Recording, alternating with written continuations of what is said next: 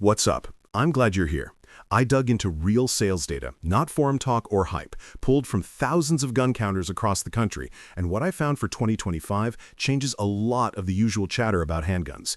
Today, I'm breaking down the 9mm pistols people are actually buying, and why those designs matter. Materials, action layout, bore axis, trigger architecture, magazine engineering, and whether the slide was built optics ready from the factory. I'm doing this in the first person because I ran the numbers, handled these guns, and tested the claims myself, so you're getting my take based on data and hands-on time, not clickbait. If you want deep dives into real-world performance and the engineering reasons behind why a model sells, hit subscribe now. I'll keep these breakdowns coming. In the next few minutes, I'll walk you from the micro-compact choices that squeeze 15+1 rounds into tiny frames up to the all-steel competition beasts that dominate match lines. I'll call out exact design decisions, materials, chassis, trigger types, and sighting solutions, and explain how those choices shape recoil, control, reliability, and, ultimately, what people buy. Let's get into it. Let's start with Springfield Armory Hellcat Pro, and the first thing that hits you is how much gun Springfield managed to stuff into such a small package.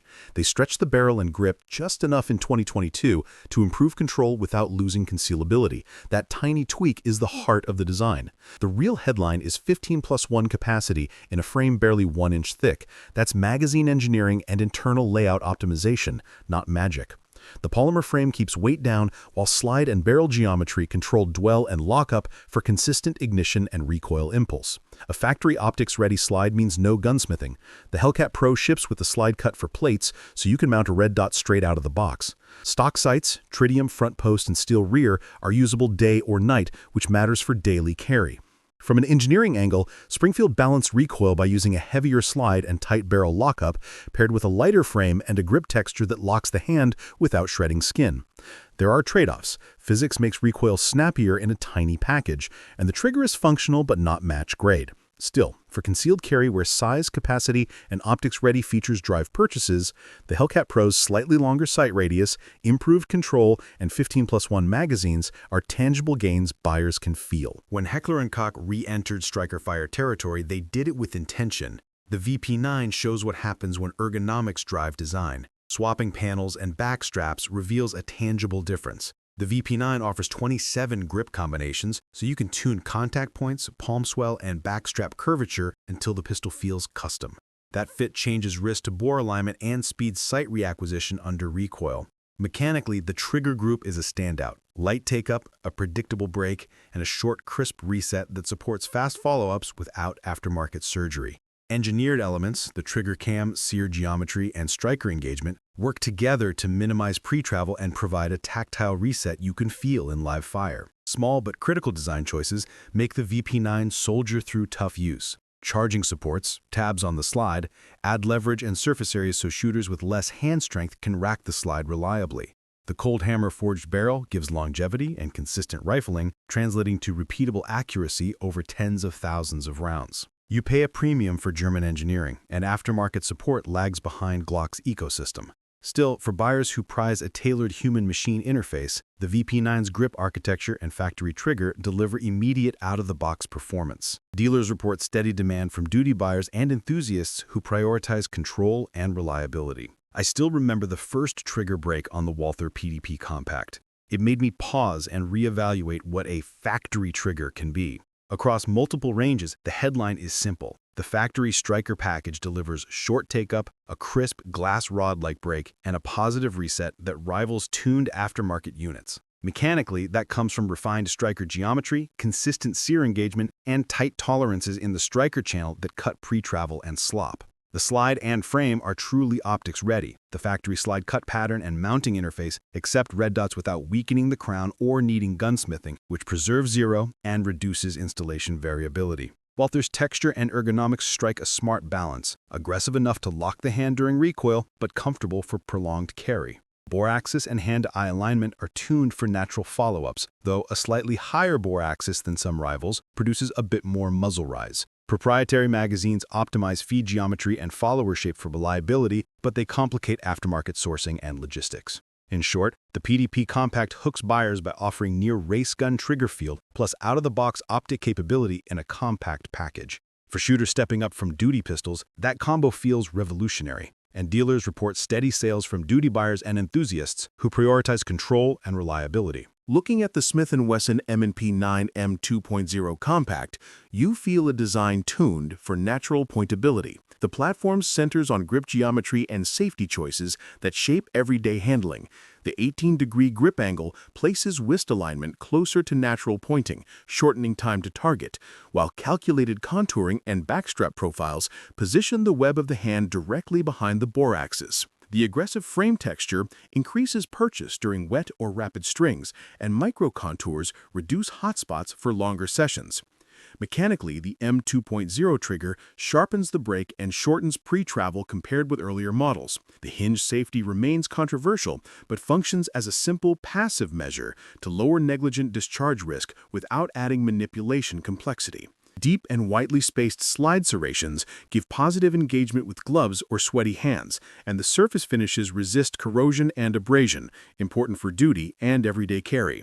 From a systems view, the M&P9 balances modular ergonomics with practical logistics. Magazines are broadly compatible across the family, and aftermarket support is mature. Its slightly larger footprint trades concealability for control and longevity, a deliberate choice for users who prize reliability over minimalism.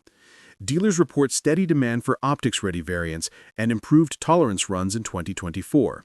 In short, the M&P9 M2.0 Compact sells because human-centered geometry and robust mechanical systems translate into confidence in the hand and effectiveness on target. I still see the Glock 19 Gen 5 MOS on counters because simplicity and robustness matter. I've run one through mud, sand, and long drills, the low part count fire control, wide tolerances that tolerate debris, and a simple manual of arms make failures rare and training fast.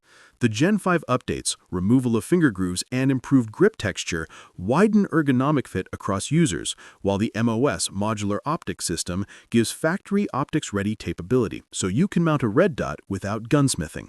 The inclusion of the Glock Marksman barrel in Gen 5 modestly improves practical accuracy without adding failure points. From a systems view, the polymer frame and stout slide locking design mean easy serviceability and favorable weight economy. Glock's enormous aftermarket ecosystem makes replacement sights, triggers, and magazines trivial to source, lowering long-term ownership friction and preserving resale value, metrics dealers track closely. Yes, many swap the basic factory sights, but that's an inexpensive tweak compared with the platform's predictability. When I shoot the Glock 19 Gen 5 MOS, what stands out is repeatable performance. Point, press, recover. It sacrifices boutique ergonomics for rock-solid dependability and ease of repair. For agencies, trainers, and civilians who prioritize a proven track record, the Glock 19 Gen 5 MOS remains a rational, data-backed compact that customers buy again and again. When I first shouldered the Sig Sauer P320 X5 Legion, I was struck by how much of a competition tool it feels like straight from the factory. Finding engineering choice is the tungsten-infused grip module. Sig Sauer mixes high-density material into the polymer to increase mass low in the frame, delivering steel-like balance without sacrificing modularity. That weight distribution reduces felt recoil and shortens recovery time between shots, a measurable advantage in timed strings. The P320 system's removable fire control unit, FCU, preserves the pistol's modular DNA, so users can swap slides, barrels, or calibers while keeping the same serialized core, a flexibility that stretches platform utility beyond a single configuration. Mechanically, the X5 Legion adds a flat-face skeletonized trigger, a 5-inch bull barrel, and an enlarged magwell to speed reloads and improve trigger control. Each of these components influences follow-up speed and shot grouping. The bull barrel stabilizes harmonics for tighter groups, while the magwell's funnel reduces reload fumbling in competition environments. The flat-face trigger provides a clean break that complements the reduced recoil from the heavy grip module, producing faster splits that are directly measurable on the timer. There are trade-offs. The X5 Legion is heavier and bulkier than everyday carry pistols, which limits its practicality for concealed carry and increases user fatigue if carried for extended periods. But if your role is competition, or if you prioritize minimum muzzle rise and fast splits, those mass and geometry choices are deliberate and beneficial. Dealers report strong interest from match shooters and performance-minded enthusiasts, and I often see the P320 X5 Legion in match racks.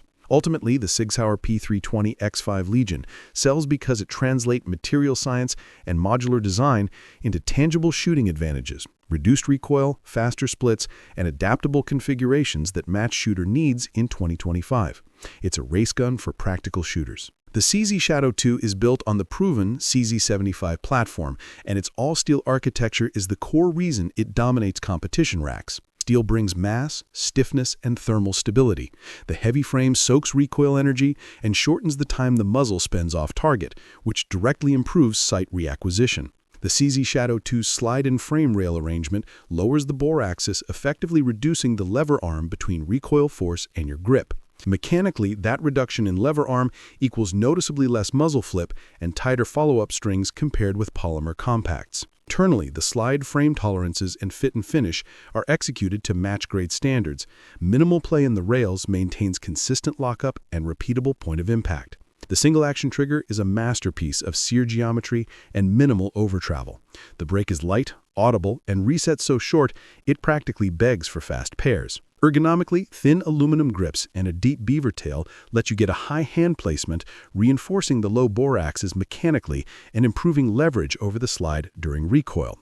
From a systems perspective, the CZ Shadow 2's increased inertia, steel mass, smooths recoil impulse, and dampens muzzle rise, turning rapid strings into controllable groups. The trade-offs are obvious. Shadow 2's weight and size make it impractical for everyday carry, and its double-action first pull demands deliberate practice. Still, if your priority is match-grade accuracy and out-of-the-box performance at the line, the CZ Shadow 2's design decisions, steel frame, low bore axis, precise rails, and single-action trigger explain why competitors and enthusiasts keep buying it.